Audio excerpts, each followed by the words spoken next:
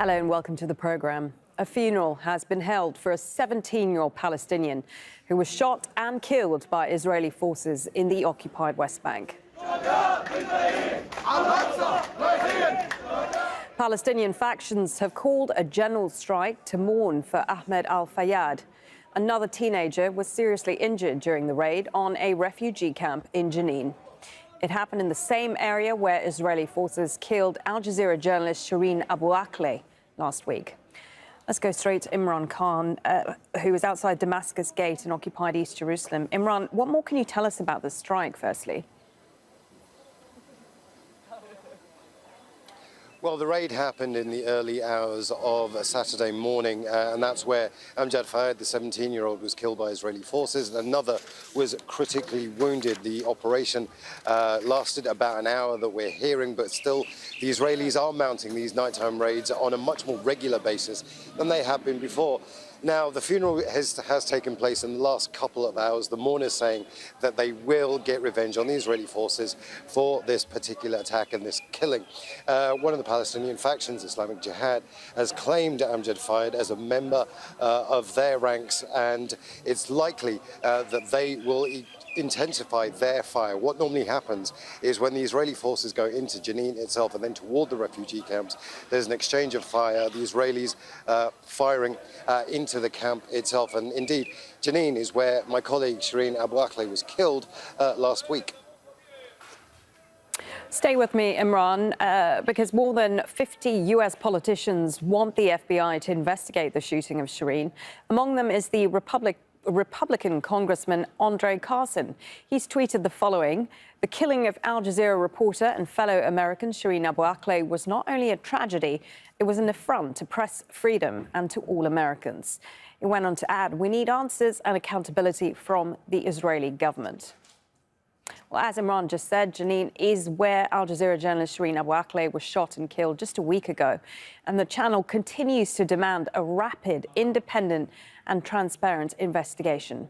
She was shot in the head by Israeli forces while she was on assignment.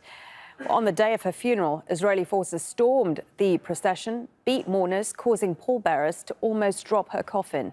And that didn't deter thousands of Palestinians from marching through occupied East Jerusalem to take part in her funeral and burial. Members of the international community have condemned her killing and continue to call for investigation.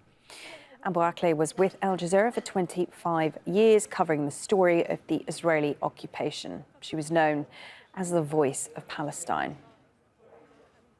Well, calls continue for there to be accountability for Shireen's death. How is Israel responding to these international pressures? Quite frankly, it isn't. Israel hasn't said that they will open a new investigation. In fact, they're sticking to their guns. They're saying that they won't have an investigation by the Israeli military police. Now, the reason for that is quite simple. They would have to open a criminal investigation into a serving soldier who was on an active military operation. Politically, that's completely untenable. It's something the opposition would use to bash the government with.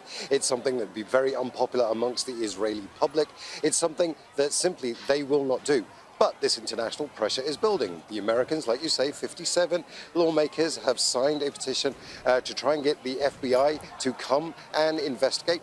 However, that's caused some confusion here as well, because there is the idea that this should be an automatic investigation that's triggered by a death such as this. The FBI should be on the ground already, say many Palestinians. However, the Palestinian reaction is very interesting. They have always maintained that they knew that the Israelis would not mount an investigation. They're not disappointed by this, but they are increasing their calls for an independent international investigation to take place.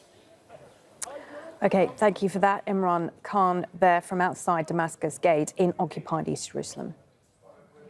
Well, Amnesty International Secretary General has condemned Israel's decision not to investigate the murder.